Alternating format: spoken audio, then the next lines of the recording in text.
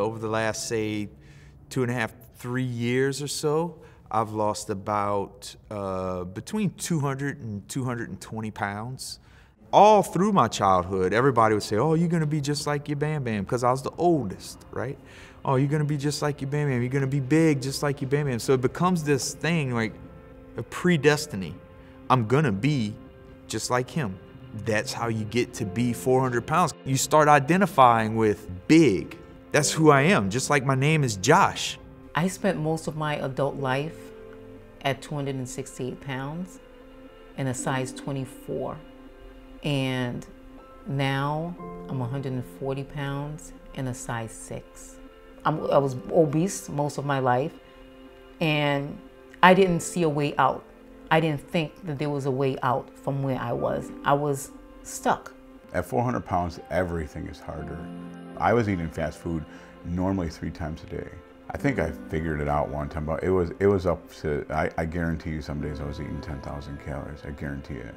I knew I had to do something. I knew if I didn't do something, I was gonna be dead. But if I had any control, the least little bit, I need to go after that, I need to chase it. For that first, say, 100 pounds this time, it was almost identical to what I'd always done. Sweat more, eat less. And because I want to get to a place on the scale. Then I got into running, and then all the while, it's all becoming more and more and more for me. Feeling better about me. Yeah, I lost some weight. I got married. I got a degree.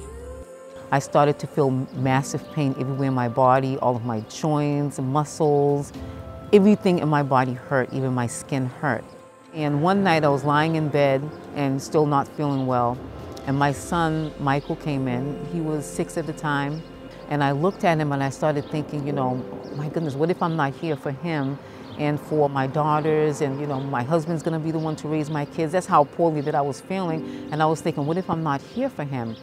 And he turned around and he looked at me, and I just looked at his face and his sweet face, and I just said, I can't leave this kid and my other children. And that's when I just prayed and I begged God to help me to heal my body that I'd abused with food.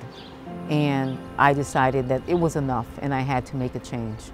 Some of the changes I started making were things like, I would still go get my 2 breakfast sandwiches that I so loved, but I would grab a banana. And I think once you get that momentum going, then it starts like, what are the possibilities? You know, adding more nutrition in my diet instead of burgers. I started feeling better. Like, I feel super good. Quality of life compared to 3 or 4 years ago is almost uncomparable. Whereas before, it was like, not only was I heavy physically, I was heavy emotionally as well. I'm passionate about sharing my story because I know change can be made, and if it can be made in one person, it can be made in an army of people. I did not want to be the cause of my own demise. I didn't want, if I died, and for my kids a couple of years down the line to look back and say, you know, my mom could have been here, but she was obese, she got sick, she didn't take care of herself, and now we don't have a mother.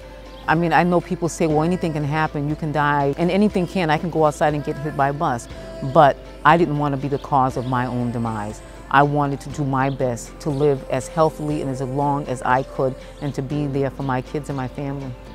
5 years ago, Heather was putting my socks and shoes on, and last week we just climbed the highest mountain on the East Coast together. I really hope people can see that regardless of how deep the hole that they're in or how impossible it seems to change, that change comes from a decision.